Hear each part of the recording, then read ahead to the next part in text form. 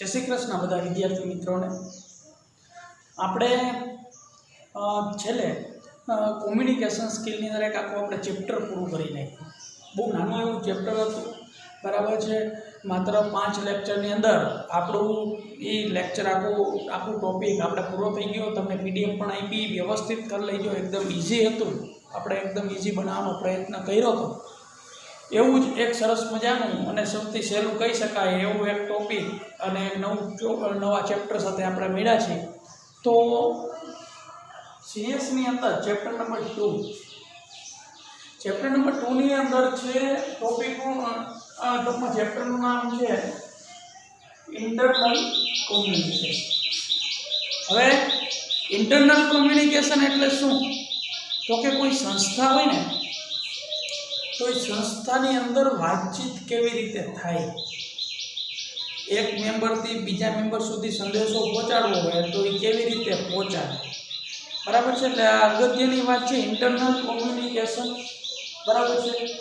તો every organisation system to communicate, અત્યારે બધી જે ઓર્ગેનાઇઝેશન છે એમાં કોઈને કોઈ એવી સિસ્ટમ હોય છે, બરાબર, કોમ્યુનિકેટ કરવાની કોઈને કોઈ પ્રકારની સિસ્ટમ હોય કે જેને તે લોકો ફોલો કરતા હોય, બરાબર છે। તો દરેક સંસ્થાની અંદર કોઈક એવી સિસ્ટમ હોય, એ શા માટે એવી એને સિસ્ટમ રાખી હોય તો કે એને જે કંપનીનો જે ગોલ છે, બરાબર છે, એ સિદ્ધ કરવા માટે। અને ઓલ્ડરલી પેટર્ન અને જૂની બધી કંપનીઓમાં એકની એક પેટર્ન સામાન્ય રીતે જોવા મળતી હોય કે એકબીજાને ઓર્ડર આપીને કામ કરાવે, બરાબર છે। તો આવી રીતે પછી એક આખું કોષ્ટક આપ્યું હોય કે કોમ્યુનિકેશનના 2 પ્રકાર પડે। કોઈ પણ સંસ્થા છે 2 રીતે વાત કરતી હોય, બરાબર છે। એક છે એક્સટર્નલ અને બીજું છે ઇન્ટરનલ, બરાબર છે। કોમ્યુનિકેશનના આપણે જે ભાગ પાડીએ છીએ તો 2 ભાગ પડે છે, એક્સટર્નલ અને ઇન્ટરનલ। એક્સટર્નલ એટલે એને ગુજરાતીમાં શું કહેવાય? બાહ્ય, એટલે બહાર, અને ઇન્ટરનલ એટલે અંદર। હવે ખાલી ગુજરાતી કરશું તો જ તમને ખ્યાલ આવી જશે કે આપણે આની અંદર શું આવે। કોઈ પણ સંસ્થા છે એ વાતચીત કરે તો એક્સટર્નલ એટલે શું? તો એક્સટર્નલ એટલે સંસ્થા બહારના જે વ્યવહારો છે એ કેવી રીતે કરે છે, બહારના લોકો સાથે કેવી રીતે વાતચીત કરે। અને ઇન્ટરનલ એટલે કે કંપનીની અંદર જે કર્મચારીઓ છે એની અંદર બોસને છેક છેલ્લા વર્કર સુધી વાત કરવી છે તો કેવી રીતે વાતચીત કરે છે, બરાબર છે। તો એક્સટર્નલની અંદર શું આવશે એ પહેલા વાત કરી લઈએ। તો એક્સટર્નલની અંદર કોમ્યુનિકેશન આવશે। પહેલા તો એ કોમ્યુનિકેશનને બહારની ટૂંકમાં વાતચીત કહેવાય કે જે લોકો બહારની વાતચીત કરે, બરાબર છે, બહારના કર્મચારીઓ હારે વાતચીત કરે। દાખલા તરીકે આપણે એક મોટી કંપની છે તો આપણે દાખલા તરીકે બહાર બેંકમાં કામ કરવા માટે કાંઈ જાય તો એ બેંકના કર્મચારી સાથે વાતચીત કરી, કે પોસ્ટ કરવા માટે કાંઈ વસ્તુ જાય તો પોસ્ટ માસ્ટર સાથે વાત કરી, બરાબર છે, LICના કર્મચારી સાથે વાત કરી। આપણી દુકાને આપણે દુકાન છે અને દુકાને કોઈ કસ્ટમર આવે તો કસ્ટમર એને વાત કરી, તો એ બધા મેં તમને ઉદાહરણ આપ્યા, એ બધા એક્સટર્નલ કોમ્યુનિકેશનના છે। એ કંપનીની અથવા આપણે જે વ્યવસાય લઈને બેઠા એ વ્યવસાયની બહારના ઉદાહરણો તમને આપ્યા। તો કોમ્યુનિકેશન આવું છે। જો બેંકનું છે, કોઈ ગવર્મેન્ટ ઓફિસ છે, દાખલા કે મામલતદાર કચેરી હોય કે બીજી કોઈ કચેરી હોય, બરાબર છે, કે ત્યાં આપણે કંઈ કામ કરાવવા માટે જાય, કોઈ પેપર વર્ક કરાવવા માટે જાય, આપણી દુકાને કે આપણી જે ઓફિસ છે ત્યાં કોઈ કસ્ટમર આવ્યો હોય, રિટેલર એટલે છૂટક જે આપણે વસ્તુ વેચતા હોય તો એ કોઈ એવું હોય, આ ફોર્મલ હોય છે, એટલે એની સાથે ફોર્મલ વાત કરવાની હોય છે। આ બધા સાથે ફોર્મલ ભાષાની અંદર વાત કરવાની હોય, એમ કે છે આ રૂલ ઓફ લેગ, બરાબર છે। આની અંદર એક નિયમોનો લેગ, ટૂંકમાં આને નિયમોનો લેગ કહેવામાં આવે છે, બરાબર છે। તો એટલા માટે કહેવામાં આવે છે કે આની અંદર આપણે ઉદ્ધતાઈથી કેવી રીતે વાતચીત ન કરવાની હોય, ફોર્મલ રીતે વાત કરવાની હોય। આપણા ટોપિકનું નામ છે ઇન્ટરનલ કોમ્યુનિકેશન। તો પહેલાં તો આપણે કોમ્યુનિકેશનની વાત કરવી જોઈએ કે એની અંદર શું આવે। તો એક એક્સટર્નલ આવતું હતું, એક હતું ઇન્ટરનલ। હવે ઇન્ટરનલની વાત કરીએ કે ઇન્ટરનલ એટલે શું? તો ઇન્ટરનલ એટલે માની લો એક મોટી સંસ્થા છે, તમે ભણો છો અથવા તમે કોઈ મોટી કંપનીની અંદર જોબ કરો છો, તો એ જોબ કરો છો તો એ જે આખી સંસ્થા છે, સંસ્થાની અંદર જે કર્મચારીઓ કેવી રીતે વાતચીત કરે છે, મેનેજર છે એને ક્લાર્ક હારે વાત કરવું હોય, એકાઉન્ટન્ટ હારે વાત કરવી હોય, બરાબર છે, તો એ કેવી રીતે વાતચીત કરે છે એ આખી અહીંયા વાત કરી છે વિથ ઇન ઓર્ગેનાઇઝેશન. આ ઓર્ગેનાઇઝેશનની સંસ્થાની અંદરની વાતચીત થઈ, બરાબર છે. એમાં જો મેનેજર હોય તો મેનેજરને એક્ઝિક્યુટિવ મેનેજર એટલે જે હિસાબને એવું બધું રાખતા હોય એવો મેનેજર હારે વાતચીત કરવું હોય. ફાઇનાન્શિયલ ઓફિસર કોઈ ફાઇનાન્સ ડિપાર્ટમેન્ટ બધું સંભાળતા હોય. ચીફ ડિસ્ટ્રીબ્યુટર એટલે કોઈ માલનું ઉત્પાદન કરતું હોય તો એનો ડિસ્ટ્રીબ્યુટર હોય, તો એનો મુખ્ય હેડ જે હોય એ સ્ટાફ મેમ્બર હોય કેવી રીતે વાત કરવું. જો આની અંદર ફ્રી એન્વાયરમેન્ટ હોય, બરાબર છે, ફ્રીલી વાત કરતા હોય, તમારા ભેગા કોઈ નોકરી કરતા હોય તો એની સાથે તમે ફ્રીલી જ વાત કરવાના, બરાબર છે. તો અહીંયા આવી રીતે કોમ્યુનિકેશનની બધી ચર્ચા થઈ છે. હવે ઇન્ટરનલ કોમ્યુનિકેશન છે એને આપણે ડિટેલમાં ભણવાનો છે. ઇન્ટરનલ કોમ્યુનિકેશન કેવી રીતે થતા હોય, દાખલા કે બધા એક મોટી કંપની હોય તો એમાં એક એકાઉન્ટન્ટ ન હોય, ઘણા બધા હોય, તો બધાને ભેગા મળીને કેવી રીતે વાતચીત થાય તો એની ચર્ચાઓ આપણે ઇન્ટરનલ કોમ્યુનિકેશનની અંદર કરવાના છે. તો ચાલો આપણે એને ડિટેલમાં એનું નોલેજ મેળવીએ.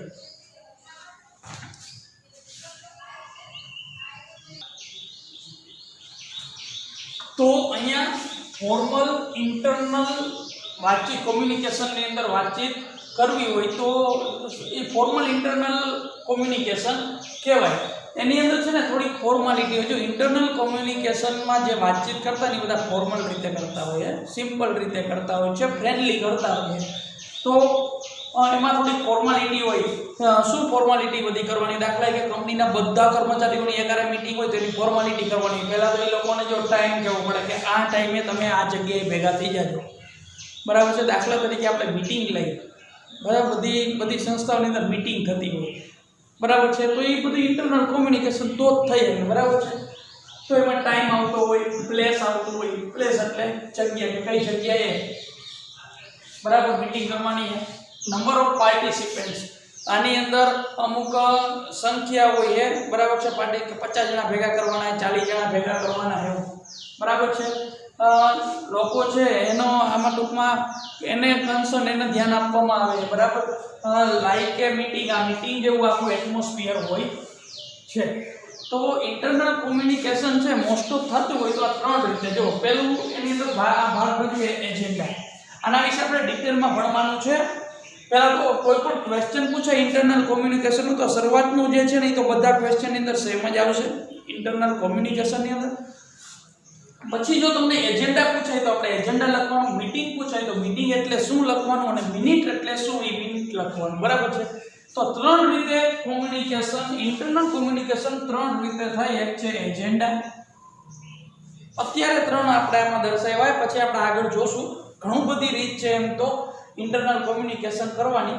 એક છે પેલું એજન્ડા, મીટિંગ અને મિનિટ્સ, બરાબર. પહેલાં તો 3 વિશે હું તમને શોર્ટમાં કહી દઉં, પછી ડિટેલમાં આપણે એના વિશે ભણવું છે. Agenda, list of item to discuss in A meeting.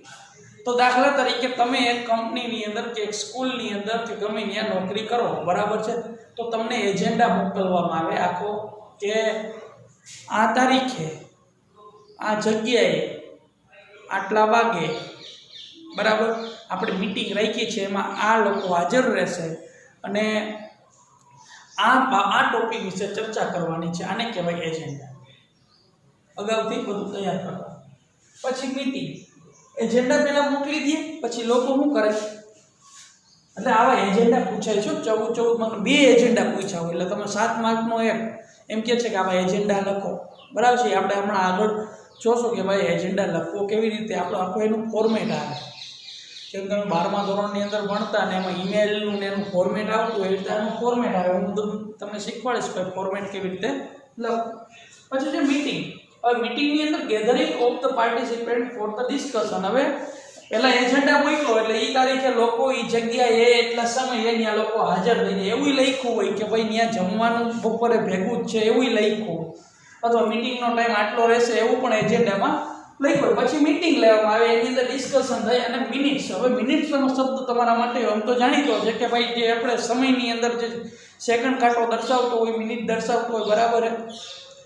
તો એ મિનિટ એટલે હું છું કે record of important action of meeting. એટલે મીટિંગની અંદર એક વ્યક્તિ છે ને મિનિટ લખતો હોય કે ભાઈ આમાં જો આટલા લોકો હાજર રહ્યા, પછી મીટિંગની અંદર કેવી ચર્ચા કરવામાં આવી, બરાબર છે, કઈ બાબતોનું એની અંદર ડિસ્કશન કરવામાં આવ્યું, બરાબર છે, એ લોકોનો મેન વ્યક્તિ હોય એની સિગ્નેચર પણ લે. એટલે આ છે ને એક રેકોર્ડ રહે કે ભાઈ આપણે પહેલી મીટિંગ 26 જાન્યુઆરીએ લીધી હતી, બરાબર છે. તો 26 જાન્યુઆરીની મીટિંગની અંદર એની મિનિટ્સ જોઈ લઈએ કે એની અંદર આટલા લોકો હાજર હતા, બધાના સિગ્નેચર પણ હોય અને આ બાબતની ચર્ચા થઈ હતી ને આવો નિર્ણય લેવામાં આવ્યો હતો. પછી બીજી મીટિંગ લે ને ત્યારે પહેલી મીટિંગની મિનિટ ભેગી લેતા આવે, એની અંદર બધી ચર્ચા કરવામાં આવી હોય, બધી ચર્ચા કરી હોય, બરાબર છે. તો એ બધી ચર્ચા છે એ લોકો પછી ચર્ચાની અંદર એ આગલી પહેલાં એક જણો છે ને એ મિનિટ છે ને આખી સમજાવી દે, આખી કે ભાઈ આગલા લેક્ચરની અંદર આપણે આવી બધી ચર્ચા કરી હતી ને હવે આપણે આવી ચર્ચા કરશું, બરાબર છે. એટલે આ હતું મિનિટ. તો ઇન્ટરનલ કોમ્યુનિકેશન 3 રીતે, આ 3 અત્યારે તો 3 અહીંયા આપ્યું હોય, બરાબર છે, એજન્ડા, મીટિંગ અને મિનિટ. તો હવે બધાને આપણે ડિટેલમાં સમજવાનો પ્રયત્ન કરીએ. તો ચાલો એક પછી એક વ્યવસ્થિત રીતે ડિટેલમાં સમજતા જઈએ, બરાબર છે.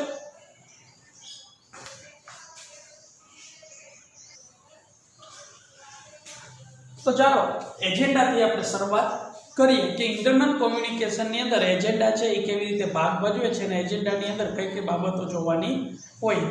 તો પહેલું છે એજન્ડા. તો એની અંદર આવે છે શેડ્યુલ, બરાબર. જો એજન્ડા એટલે શું, તો કે એની અંદર છે ને શેડ્યુલ હોય. જો એજન્ડા પૂછે એટલે તમારે સીધો એજન્ડા દોરી નથી નાખવાનો, પહેલાં એજન્ડા વિશે લખવાનું, પહેલાં ઇન્ટરનલ કોમ્યુનિકેશન લખવાનું, કારણ કે 14 માર્કનો પ્રશ્ન છે. તો પહેલાં તમારે એનું ઇન્ટ્રોડક્શન લખવાનું, બરાબર છે. પછી એની અંદર એજન્ડા પૂછાણો હોય તો એજન્ડા શું છે એ પહેલાં સમજાવવાનો, અને પછી એકદમ સહેલું છે, તમે સિમ્પલ ભાષાની અંદર સમજો ને તો બધા તમે ખાલી એક મગજની અંદર ઉતારી લ્યો ને કે એજન્ડા એટલે શું, પછી તમે વાંચો નહીં ને તો એ તમારી રીતે તમે લખી શકો, બરાબર. એ શેડ્યુલ છે. તમે મીટિંગ કરવાની હોય તો એનું તમને છે ને એક પેમ્પલેટ આપવામાં આવે અથવા ટપાલ લખી દેવામાં આવે, એને કહેવાય એજન્ડા. એ શેડ્યુલ કયા ટાઈમે છે, કઈ જગ્યાએ, કઈ હોલની અંદર કે કઈ હોટલની અંદર આ મીટિંગ રાખવામાં આવી છે, બરાબર છે, કઈ બાબતનું ડિસ્કશન કરવાનું છે. જો list of the item discuss in meeting, તો મીટિંગની અંદર કઈ કઈ બાબતોનું ચર્ચા કરવામાં આવશે એનું આખું લિસ્ટ તમને એજન્ડાની અંદર આપી દે. is important to keeping the meeting on course, બરાબર છે, કે મીટિંગ રાખવા માટેની અગત્યતા શું છે એ બધી ચર્ચા એ બધું એની અંદર શોર્ટમાં લખી દીધું હોય કે શા માટે આપણે ફટાફટ અર્જન્ટ મીટિંગ શા માટે બોલાવવી પડે એમ છે, બરાબર છે. તો એ પણ એની અંદર લખેલો હોય. જો ટાઈમ લખ્યું હોય કે જેથી કરીને હેલ્પફુલ ટુ એચિવિંગ ઓબ્જેક્ટ, કે અને બીજું કે એક તો ટાઈમની અંદર આપ્યું હોય અને કયા હેતુ સિદ્ધ કરવા માટે, બરાબર, આપણે એજન્ડા આખો લખ્યો હોય અથવા મીટિંગનું આયોજન શા માટે કર્યું એ બધું લખ્યું હોય કે જેથી કરીને સોધેટનો મતલબ થાય જેથી કરીને ડિસ્કશન નોટ ડાયવર્ટ, કે ડિસ્કશન ડાયવર્ટ ન થઈ શકે, બરાબર. અમુક લોકોને પ્રશ્ન લે અચાનક મીટિંગ બોલાવી તો હું કામ બોલાવી છે, અમુકને એવા પ્રશ્નો થતા હોય તો એવા પ્રશ્નો વચમાં ન થાય એટલા માટે અહીંયા આ વાત થઈ. કન્ક્લુઝન ઓન ટાઈમ, પછી સમય માટે ટૂંકમાં કન્ક્લુઝન, સમયસર કન્ક્લુઝન પણ થઈ જાય. એમાં કીધું કે 1 કલાકની આપણી મીટિંગ હશે એવી એજન્ડાની અંદર વાત કરી દીધી હોય. પછી ડિસ્ટ્રીબ્યુટેડ મેમ્બર્સ, આમાં જુઓ બધાને જેટલા મેમ્બર હોય, દાખલા કે 25 જણા આવવાના હોય મીટિંગમાં તો બધાને ડિસ્ટ્રીબ્યુટ કરી દેવામાં આવે. આ એજન્ડા છે ને એક કાગળની અંદર લખેલો હોય તો એ બધાને મોકલી દે, કાં મેલ કરી દઈએ, વોટ્સઅપ કરી દઈએ, કાં લખીને ઝેરોક્સ કરીને એક વ્યક્તિને આપી દઈએ, કાં નોટિસ બોર્ડ ઉપર લગાવી દઈએ, બરાબર છે. મેમ્બર તો એક મેમ્બરોને, અને ટૂંકમાં આને નોટિસ પણ કહેવાય, બરાબર છે. નોટિસ અલગ છે પણ ઘણી વખત એજન્ડાની જગ્યાએ નોટિસ પણ આપી હોય, બરાબર છે. નોટિસ પણ આપણે શીખવાની ભાઈ નોટિસ કેવી રીતે લખવી, બરાબર. પછી મેમ્બર અવેર, લોકો છે જાગૃત બને, લોકોને ખબર પડે કે ભાઈ આ મીટિંગ શા માટે રાખવામાં આવી, એ એજન્ડાની અંદર આ બધી વસ્તુ આવે. એનો હેતુ આ છે. ઇસ્યુ કે શું ઇસ્યુ બન્યો છે, કંપનીને કંઈ ખોટ ગઈ છે, કંપની કંઈ નવી ડીલ કરવાની છે, કોઈનો પગાર વધારવાનો છે, કોઈને પ્રમોશન આપવાનું છે, એ બધું ડિસ્કશન ત્યાં કરવાનું.